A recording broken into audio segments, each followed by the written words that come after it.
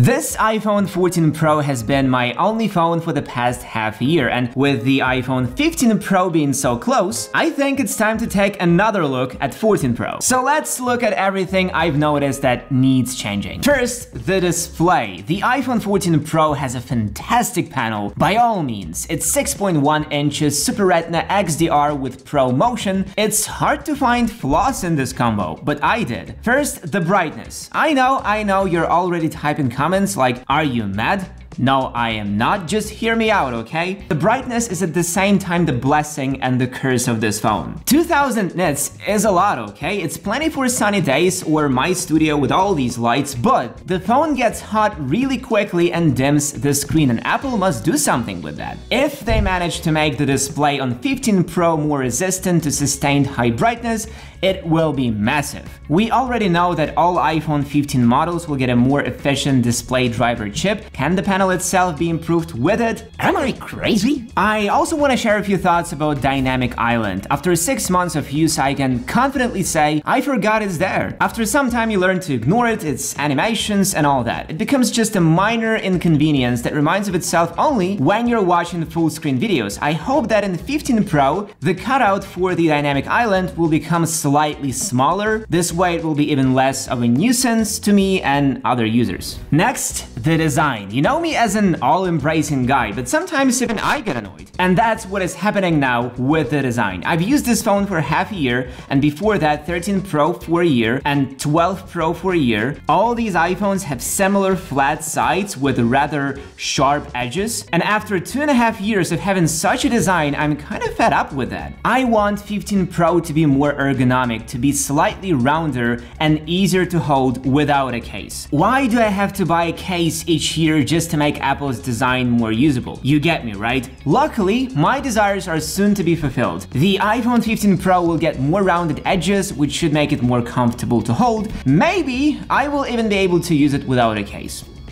Sweet. One last word about the phone's design, this stainless steel frame. To me, it's such a signature thing already that it has to be changed. iPhones have been using stainless steel frames since 2017, and after 6 years, it's time to make some changes. Steel is heavy and it gets scratched rather easily. I wear my iPhone in the case, but there are many people complaining online about the scratches. Here's how it looks for some people. And once again, Apple finally listened. Thanks to an anonymous leaker, we know two things. The iPhone 15 Pro will be made out of titanium and it will have Type-C. Titanium will make the phone lighter by at least 10 to 12% if 9to5Mac are correct in their calculations. It won't make Pro iPhones lighter than non-Pro models, but still, every ounce counts. Now let's address the elephant in the room, Type-C on that photo, and my experience with Lightning port. Personally, I have no issues with the port's design itself, but I have many questions about its specs. It's a USB 2.0 port in 2023. It's so slow to transfer data, this makes me mad. I don't care whether it's Lightning or Type-C, just make it fast. As you might have guessed, I'm kinda disappointed after 6 months of use that the 14 Pro still uses a slow Lightning port. This makes me wait for fast Type-C in 15 Pro even harder. Where I have almost no issues is the camera. The cameras on 14 Pro are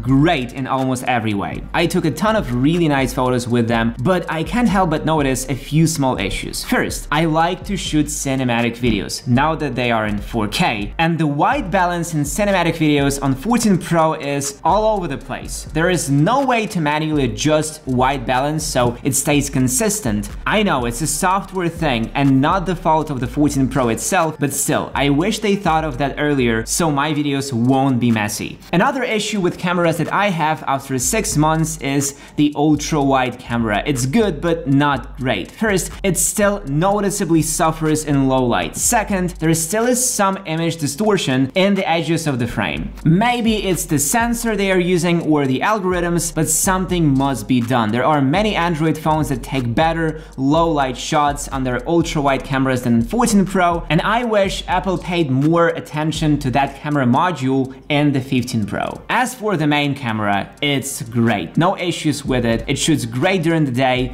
and during the night. And those raw shots are simply great, to put it lightly. But again, thanks to that slow lighting, shooting pro RAW photos becomes a luxury rather than a useful feature. Now, telephoto camera. On one hand, I'm fine with it. It's a 3x zoom with reasonably high quality, but there also is the software 2x zoom option, and the difference between that 2x and 3x isn't that dramatic. I really wish that Apple in the 15 Pro made a telephoto camera at least 5x. This way it will be a much more useful tool. The rumors about periscope cameras in iPhones are old as day, but there still are people who believe. Am I one of them? Possibly. Oh, and almost forgot, the action mode. It's by far my favorite feature of the 14 Pro's camera, but it's only 2.8K. I wish that in 15 Pro we'll get full 4K action mode. This way we would be really able to shoot some amazing dynamic shots. Also, I wish there was a way to somehow unite action mode and cinematic mode. Just think about it. You are shooting extremely stable and very good looking video with nice blur. Isn't that perfect for young content makers? Okay, back to my experience with the 14 Pro. I want to talk about battery life. In 6 months, the battery health hasn't dropped a single %, despite me being a heavy user. That's what amazes me in the first place, and what also amazes me is the fact that it gets me through the day and then some more. When I go to sleep, I usually have around 20 to 30% left. Here is how my day usually looks. I check social media, news, and watch some videos in the morning, then I work for a few hours, record a few videos, and get back to using the phone. Again, social media, a couple of video calls, some navigation, and more videos. Generally, it's like 6 to 7 hours of screen time each day, with always on turned on and brightness regularly going up to its peak levels. So yeah, the battery life is very much okay for me. However, it doesn't mean it can be better. I want 15 Pro to hold charge even longer, and there are reasons for me to expect that. New display driver chip and new 3nm A17 chip. And now it seems appropriate to talk about performance. It won't surprise you, but I had zero issues with it. A16 and 6 gigs of RAM is a great mix. All apps open super fast, the interface is always responsive, and all that. I am not a huge mobile gamer, but every time I open Genshin Impact or another demanding game, I have a great time. Graphics are always maxed out, and the frame rate is always consistently high. There is only one thing that bugs me out: the heat. This phone heats up a lot while gaming or doing power-intensive tasks. When that happens, the screen becomes darker, so most of the time when playing, I'm not feeling the Pro display. When it's hot, it turns into any standard display. I hope the more power-efficient A17 chip will fix 3 things: battery life, heat situation, and performance. It must consume less power, it must be cooler, and it must be even more powerful. Why more powerful? Well, if it gets more powerful, some tasks that are heavy now will be simpler for it. This will lead to lower temperatures and better power efficiency. It all works together, you see. I can't call the iPhone 14 Pro a perfect phone. It has its pros and cons. It's heavy with a ton of features you rarely notice existing, and so on. But it's an amazing phone, the best iPhone to date. And 15 Pro must be even better, lighter, faster, more versatile with better cameras and battery. I can't wait to see it released and clash these two titans against each other. So subscribe to the channel so you won't miss that, and see you guys in the next one.